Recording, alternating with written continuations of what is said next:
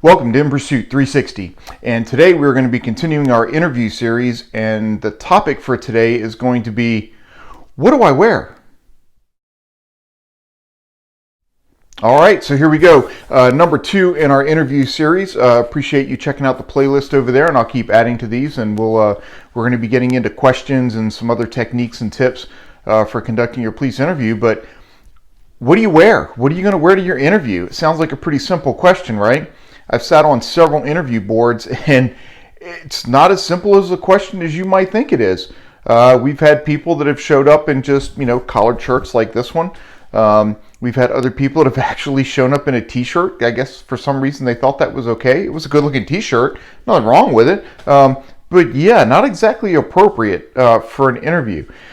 So part of this is going to depend on what agency it is that you're applying for, what are their standards, and what do they tell you. A lot of times they will tell you when you're invited for your interview that the appropriate attire is this or the appropriate attire is that. They'll give you some idea of business or business casual. What exactly do those mean? Well, business attire is going to be suit and tie. Ladies, that's going to be some kind of a pantsuit or a skirt suit. And then business casual is going to be some kind of a dress pant or, and then some kind of a nice polo shirt or a button-down shirt with that. I would always recommend a business suit, regardless of what they tell you. I know that when I applied for the Pentagon, you ran your physical agility test in the morning. You showered and you brought all your clothing with you, and then they did panel interviews after that. Now they've changed it up some. They actually hold their panel interviews separate so that when you come in you have a chance to be dressed appropriately, but some people still did not. If you're wearing a business suit, do you wear sneakers? The answer to that question is probably no. Now, you may think, oh, that's kind of some petty stuff. What does the way I dress have to do with anything about, me getting this job? They're looking for you to be professional. There is a time when you're a little more relaxed. Then there is a time when you dress up and you are a little more on the professional side. And they want to see, can you figure out when that is? Don't forget, when you're in law enforcement and you're out there on the street, you don't just get to dress in some whatever you feel like that day, or you can't be wearing a wholly uniform shirt, or you know what I mean? You have to be concerned with your appearance. Your appearance is your first step in dealing with the public, right? No matter what, whether it's good, bad, or indifferent, your appearance is the first thing. So the old use of force continuum, right? They'll tell you the very first thing is your appearance. So when you're going into your police interview, the very first thing that they get of you is what? Your appearance.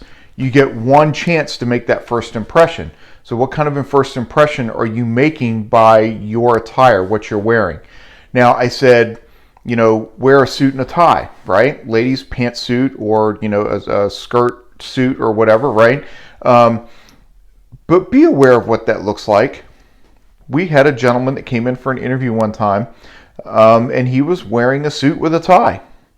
It looked like a 70s, what did they call them? Zoot suits, I think, right? It was like purple with real broad white stripes, really fat, kind of loud speaking tie, I was like, and it was together, right? It was together, but whoo, it jumped out. We actually ended up hiring him. He did okay. He did really good on the interview, but it definitely stood out, and it was kind of like, no modifications to the uniform, but anyway, so just something to keep in mind, right? It's that first impression. It's the first impression you're going to make on them. So what are you going to wear? If you do have to go to a physical agility test of some type and then do your written test, or do your written test and the physical agility test and then do your interview, which a lot of places will do, especially if they're bringing people in from all over. A good example would be like state police situations. Because they're pulling people in from all over the state, they'll tend to combine things together. Make sure that you have an appropriate way to transport your outfit so that it doesn't get all wrinkled up. You don't want to look like somebody threw a wrinkle grenade into your bag and you just put it on after that. It doesn't look very good. But anyway, so yeah, make sure you can transport it appropriately. They'll probably give you a place to get dressed, shower up and get dressed if you need to. So make sure you bring all your stuff with you. Don't forget that just because they said that they have a shower facility doesn't mean that they'll have a hair dryer if you use a hair dryer. I don't know, guys, if you're like me and you get out with your wet head and put some gel or mousse or something like that in your hair and comb it out, and it needs to dry, make sure you give time for that too. Mine actually looks like it's all slicked back and everything when I first get out of the shower because I use hair gel on mine because it's gotta keep it pretty. Anyway, so it looks real slick. So I need to let it dry and then I comb it through again, and then that kind of like it breaks it up and keeps it from looking like it's wet, slick, and hard like a helmet. But anyway. But keep these things in mind. These are all things that you're going to have to think about when you go in for your interview. Ladies, the fingernails. Nicely done, neutral colors or whatever. Be careful about the fancy long fingernails. They don't go good with law enforcement. There are a lot of things that you can't do with those super long fingernails, like fire a gun, handcuffing, properly using pepper spray, baton, or even your taser. So be careful with that. They're going to make you cut them for the academy anyway. But remember, you're trying... There's nothing wrong with being unique, right? But you're also not trying to stand out so much that they're like going, whoa, did you notice that? That wasn't so good. So be aware of things like that, okay? Makeup should be neutral. Should be, I always say the least is best. My wife hardly wears any makeup. She does, but you can't even tell that she's really wearing it. This super bright, lipsticks of many colors and, dark blue eyeshadow or, stuff like that. Bright or real dark mascara with the extra long lines that come out on the side of the, corner of the eyeball. And you need to calm all that down. Just take it easy. You're going in to be a professional, okay? You're not going in, you're not performing on stage. Both my girls were dancers and they wore their stage makeup and I hated it every time I saw them. I understood why they wore it because they were up on stage and everybody back in the audience needed to be able to see the facial expressions, which is why they wore the colored makeup that was bright with extra lines and all that stuff that you could see facial features. You're not sitting that far away in an interview, so be careful with that, okay? So dress professionally. Make sure that, ladies, if you're wearing makeup, that it's neutral, neutral colors and stuff like that. Guys, go get a haircut.